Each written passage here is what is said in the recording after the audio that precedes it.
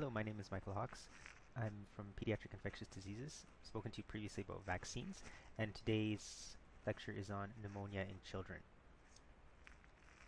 So the objectives of this talk are, first of all, to appreciate the impact of pneumonia globally. That's the number of deaths and the morbidity and mortality caused by pneumonia. And I'll just mention here as a take-home point that pneumonia is the #1 killer of children globally. Number two, to appreciate our understanding of the common organisms, that's the etiology, to understand risk factors and available strategies for prevention, both pneumonia and death due to pneumonia. So, beginning with the definition of pneumonia, it's an infection of the lower respiratory tract. And that involves the lung parenchyma, the alveoli, which are the unit of gas exchange between the air and the blood. And so involvement of the lower respiratory tract causes difficulty with gas exchange, so oxygen transfer into the blood and carbon dioxide transfer out of the blood, which are essential as a first step in delivering oxygen to the tissues where oxygen is necessary for cellular metabolism. So pneumonia is not a disease of the upper airway. So that is nose infection, ear infection, sinus infection, infection of the throat. So it's not rhinitis, otitis, sinusitis, or pharyngitis. It's not a disease that's limited to the airways. That's the trachea and bronchi and bronchioles. Those diseases, you'd call them bronchitis or bronchiolitis. Now, the distinction may be difficult or perhaps even arbitrary anywhere in the world, but particularly in low-income settings where you might not have access to radiography, that is a chest X-ray. So symptoms alone might not allow you to tease out exactly where the infection begins and where it ends. That is it involving the bronchi and bronchioles, or is it extending into the alveoli? One critical distinguishing factor clinically, although it's far from perfect, is tachypnea. So fast breathing. So that tells us that the child is working harder to breathe, the gas exchange may be impaired, and it suggests that the lower airway is involved. This one's a chest X-ray from an adult patient actually, but it shows a classic lobar pneumonia picture. So this white consolidation is should be black, like the well aerated lung here on the left side. But on the right, we see this dense white consolidation suggesting airspace disease or fluid in the alveoli where there should be air. And that's the hallmark of lobar pneumonia.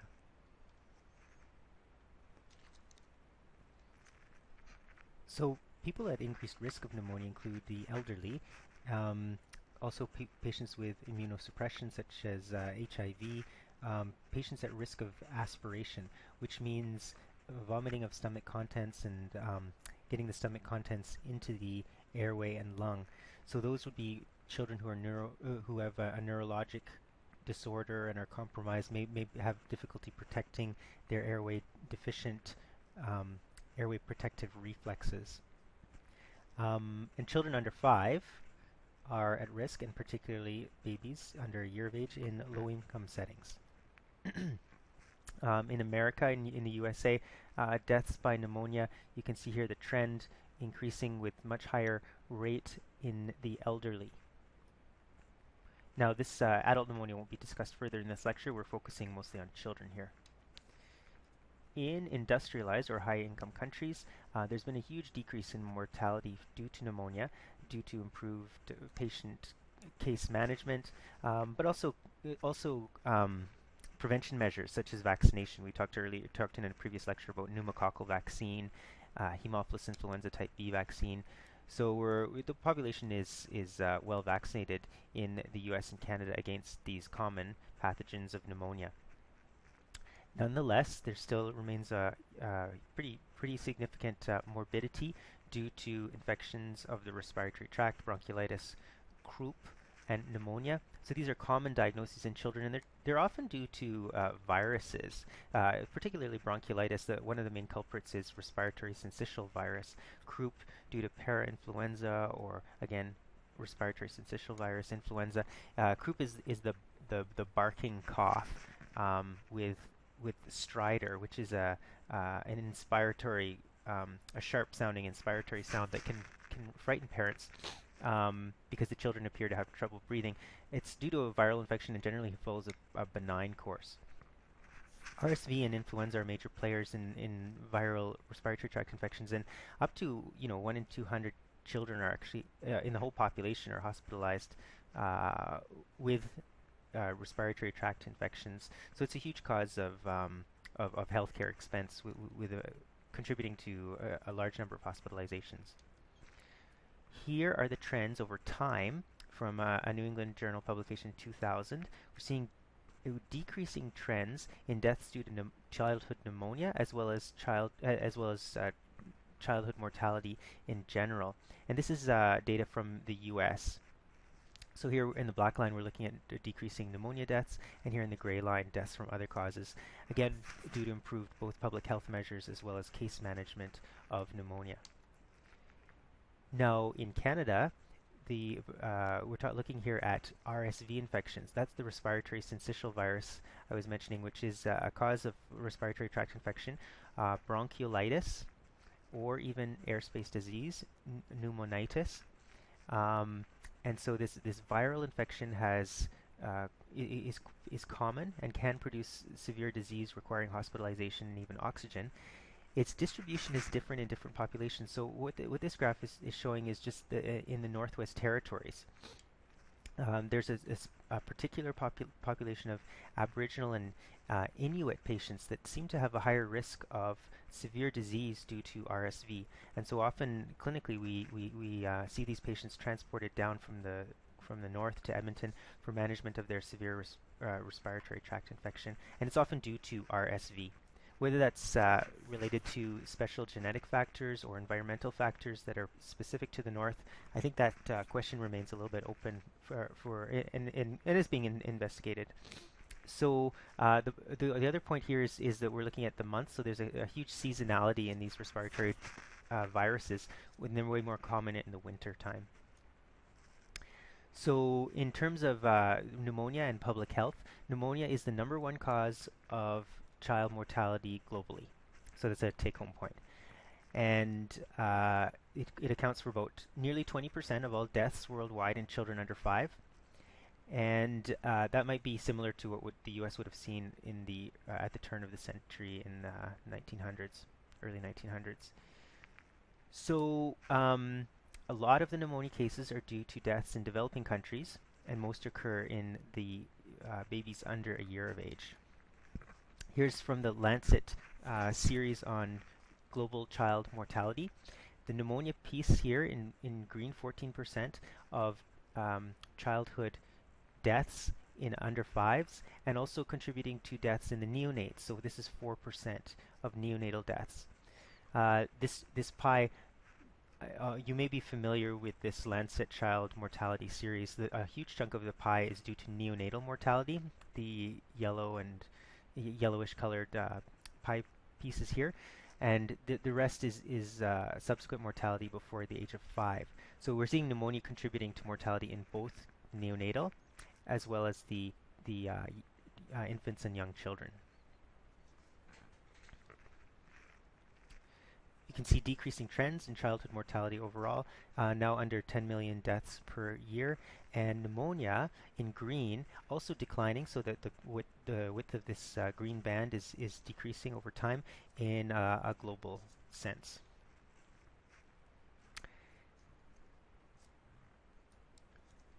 All right, here we're looking at another graph showing the proportion of diarrhea and pneumonia incidence and mortality according to age. And so as it's just illustrating that the greatest burden of disease occurs in the young children. So both pneumonia incidence and pneumonia mortality are highest in the children under a year of age, and decline in the older infants and children. So what about what strategies are available to prevent and treat pneumonia? So here we're looking at a list of interventions that are evidence-based, and this is a recent Lancet publication. So let's just look at this list here. We got pneumococcal vaccine, We've also got the Haemophilus influenza type B vaccines. We're talking about targeted strategies against common bacterial etiologies of pneumonia. In general, case management of pneumonia infections. Zinc supplementation plays a role in pneumonia. Hand washing to prevent transmission of pathogens. So those ones seem to be the in terms of the biggest bang for your buck. Those are the ones that save the most lives. So at the top of the list, vaccine.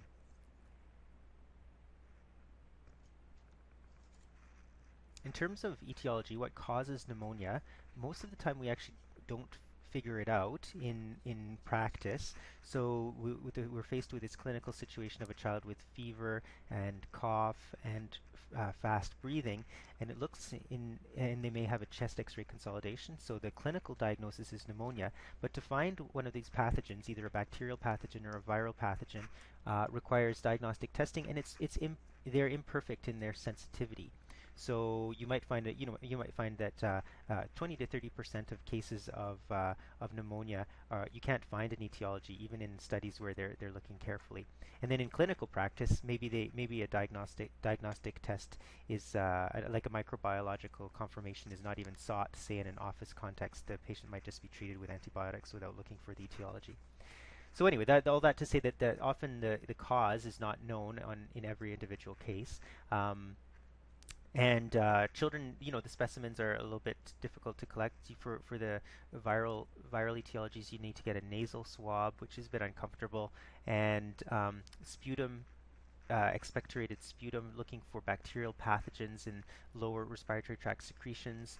They're they're tricky to interpret because, of course, there are a lot of bacteria that live in our mouth and pharynx and airway, and detecting bacterial growth from a specimen, a non-sterile specimen like that, doesn't necessarily imply it's causing disease in the lower airway, even if you do have a chest X-ray consolidation. So it needs to be interpreted with caution. Secondly, sputum samples are difficult to obtain from young children, and another source for microbiologic confirmation is the blood. So if you have, say, for example, a pneumococcal pneumonia, oftentimes you will be able to culture pneumococcus from the blood. But again, that's imperfectly sensitive, and it's oftentimes we see blood culture negative cases of presumed bacterial pneumonia when you have a chest X-ray consolidation, but a negative blood culture.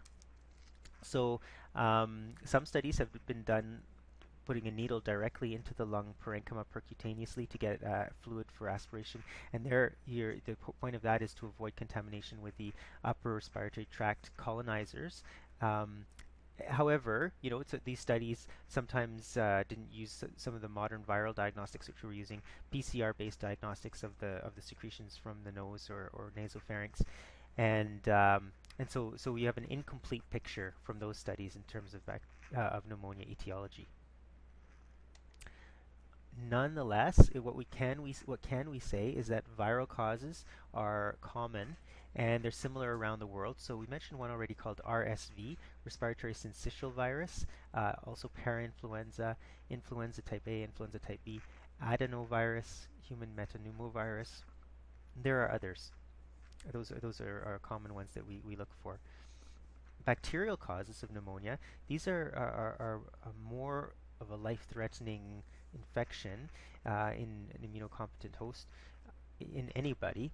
And so we're talking here about strep pneumoniae or pneumococcus, Haemophilus influenza type B, and Staphylococcus aureus. You'll recall that we have vaccines against the first two, pneumococcus and Haemophilus influenza type B. And I'll remind you that the vaccines are so-called conjugate vaccines. So the polysaccharide on the surface of the bacteria is covalently linked to a protein which increases the immunogenicity and makes it a T-cell dependent, long-lasting memory response that can be used even in young children. Moving to a resource limited setting, this is a study of interest from the Zambia in southern Africa. And so we're looking at relatively data about 15 years old from 2002 from autopsy specimens. So we're looking at 250 children that died of clinical pneumonia.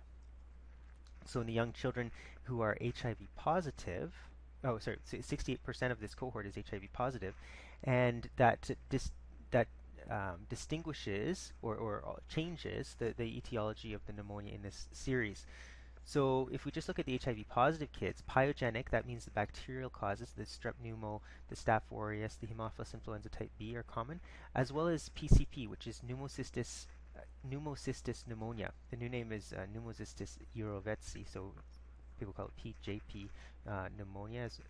Yeah, Pneumocystis jirovecii pneumonia, and also cytomegalovirus. So these would be very uncommon causes in the immunocompetent host, but in HIV you get these unusual players. Then in HIV negative children, pyogenic causes. So again, pneumococcus, Haemophilus influenza type B, staph aureus, but as well tuberculosis, so Mycobacterium tuberculosis, and then interstitial pneumonia, which would be just based on the pathologic appearance of the autopsy specimen, perhaps viral, perhaps even non-infectious causes could give you an interstitial pneumonia. So yeah, so the point here is that HIV affects a profound influence on the etiology of pneumonia. So going to, we talked about pyogenic or bacterial causes of pneumonia, talking about Haemophilus influenza type B. Here are the numbers that you can read before widespread use of the Hib vaccine. And our experience in Canada was that, the deaths due to meningitis and pneumonia and bloodstream infections from Haemophilus influenza type B were reduced drastically with introduction of a Hib vaccine program, such that it's quite unusual for pediatric trainees these days to even see a case of Haemophilus influenza type B, whereas previously it would have been commonplace. Pneumococcus remains a major cause. Here are the numbers. There's a difference again in HIV positive versus HIV negative kids. So the HIV positives are more susceptible to pneumococcus. Now, so although the organisms in developing world and developed world are fairly similar, it looks like there's a lower proportion of bacterial infections in resource-rich settings. Other pathogens besides the ones we've already talked about to consider, and they do depend on the age. So here we've broken it down by older children, infants and toddlers, and the neonates, the young babies. In older school-age children, we have these so-called atypical pneumonias, so mycoplasma and chlamydia, and these can cause the classically described walking pneumonia, where chest X-ray looks bad, but the patient doesn't look so sick. And antibiotics are helpful in this case, but you have to use something different from what you'd use for pneumococcus. So an antibiotic like azithromycin. Zithromax is a good one for these pathogens. Pneumococcus we've already talked about, and influenza is a viral cause of pneumonitis. Then in the younger children, infants and toddlers, viral causes really common. Pneumococcus, Haemophilus influenza, particularly in unvaccinated populations. And then in the babies, the newborns, these are organisms that come from the genital tract of the mother. So group B streptococcus, which is a GI, gastrointestinal, GU, genitourinary tract colonizer that can cause neonatal pneumonia. The other one's RSV, which is this virus that they'll catch, that neonate can catch in the community. And then chlamydia trachomatis, so that's the chlamydia STI, the sexually transmitted infection, and that can be passed from mother to baby through when the baby passes through the genital tract. And chlamydia causes eye disease as well as a pneumonia with a so-called staccato cough in the babies. And then pertussis, which is whooping cough, we immunize our population against that to protect the babies. Pertussis can cause severe disease in neonates, including apnea, which is not breathing, and can even be a cause of mortality in the babies. So we vaccinate the population, and one of the main reasons we do that is to protect the babies from pertussis-associated mortality. So here are some risk factors for pneumonia: environmental, indoor pollution, crowding, poor ventilation, poor nutrition, measles, so a viral infection that predisposes you to subsequent measles. Pertussis is a cause in and of itself of pneumonia. the toxin produced by Bordetella pertussis may also predispose you to secondary infections from other bacteria. That's true also of other viral pathogens, which may predispose you to co-infection with more dangerous or lethal bacterial secondary pathogens. HIV, of course, as a risk factor, and it changes the profile of the etiology, as we discussed. And then lack of vaccines or hand washing to prevent pneumonia. Now, risk factors for progression of pneumonia to fatal outcome, so risk factors for mortality, case management, so lack of access to diagnostics and treatment, including supportive therapy with oxygen. Now, based on those risk factors, how can we reduce childhood pneumonia? Environment, nutrition, hand washing, treatment and prevention of HIV, tackling that epidemic, and vaccines. So here, measles and pertussis are the classical vaccines, but also the conjugate vaccines that we talked about, Haemophilus and pneumococcus, which are relatively new on the scene to prevent the major bacterial pathogens of childhood pneumonia. So going to nutrition, there's a few micronutrients that play a role. Zinc looks like it reduces the incidence of pneumonia in a Cochrane systematic review, but doesn't look like it helps for severity of pneumonia. So used as an adjunct treatment in addition to antibiotics among patients who already have pneumonia, doesn't look like zinc improves outcome. Vitamin A reduces mortality in measles, and so it's an important part of the treatment for a child in, say, in a resource-limited setting presenting with measles. So reducing the mortality once you present with pneumonia requires quality case management, so quality hospital care, outpatient or hospital care. So first, access to primary care. So that requires, an infrastructure, a functional healthcare system. Use of standardized algorithms to make sure that these frontline workers are recognizing and appropriately treating cases of pneumonia. So, and of course, and the third element, so recognizing making a correct diagnosis, standard effective therapy, but also the third one is recognizing severe disease that needs supportive care and transfer to a center that's able to give oxygen and perhaps even intravenous or second line antibiotics. So here's the WHO recommendation for antibiotics, and you'll note that the key feature here is the tachypnea, and they're just breaking it down according to the age group, 2 to 12 months. If you're breathing it faster than 50 breaths per minute, or in an older child greater than 40 breaths per minute, that's a hallmark of airspace disease and perhaps impaired oxygen exchange, and that's what the WHO is using as its key feature to recognize pneumonia and recommend antibiotic treatment.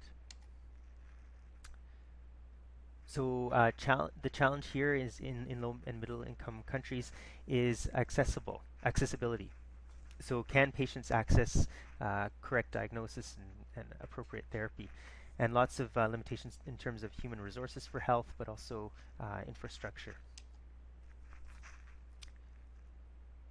So the case management in frontline healthcare workers in the developing world based on clinical symptoms, so counting the respiratory rate, looking for signs of respiratory distress, which are chest indrawing or grunting respirations, extra sounds like stridor, which is an inspiratory sharp sound, or wheezing, expiratory sound, and general signs of so-called general danger signs, such as altered consciousness, not feeding or breastfeeding well, convulsions, so signs of systemic illness that herald a bad prognosis. So that's the clinical signs that a healthcare worker has to look for when a child in a low-income setting presents with and those are the signs they should use to suspect pneumonia. In contrast, we use in Canada or other resource-rich settings, there's often an educated, trained physician involved in the diagnosis of pneumonia. There's often ancillary laboratory support and radiographic support, so an X-ray. That's kind of the main diagnostic tool that physicians will use to um, diagnose pneumonia in Canada or elsewhere in the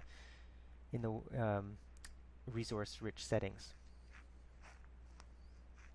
So X-ray may not be available um, in low-income settings. Also, limited skills and resources of the rural clinic staff.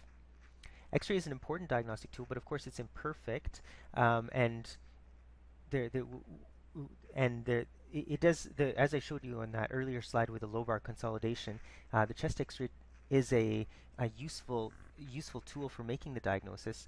Nonetheless, you can certainly have bacterial infections without chest X-ray consolidation that just don't manifest with a lobar consolidation, or you could have, say, for example, viral infections which mimic that chest X-ray consolidation, and that wouldn't necessarily need antibiotic therapy. So you can see that the chest X-ray is neither perfectly sensitive nor perfectly specific.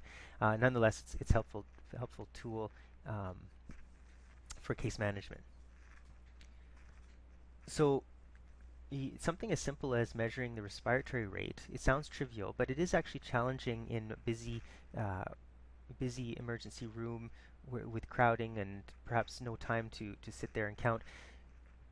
Really, a nurse or a practitioner should count for a full minute to get accurate assessment of the respiratory rate. And even just sitting there for a minute, a single minute, to count the respiratory rate, it's often just not done.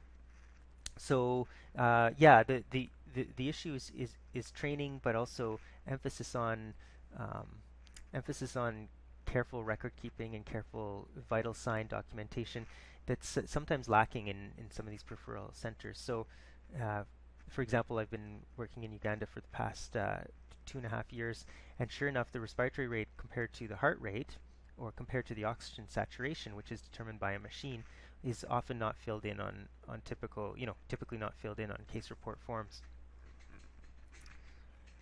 So, of course, tachypnea is not specific to pneumonia and may be elevated in other diseases such as malaria. Difficult to distinguish on clinical basis whether this disease is due to a virus or a bacteria. Wheeze is local in a sense, it's a localizing sign to the bronchioles, and so presence of wheezing should suggest bronchiolitis, and that's more commonly due to viruses than to bacteria. So a common scenario here in Canada is child with respiratory distress and wheeze and fever, and in the right season with the right exposures, that's often due to a viral infection such as RSV, respiratory syncytial virus.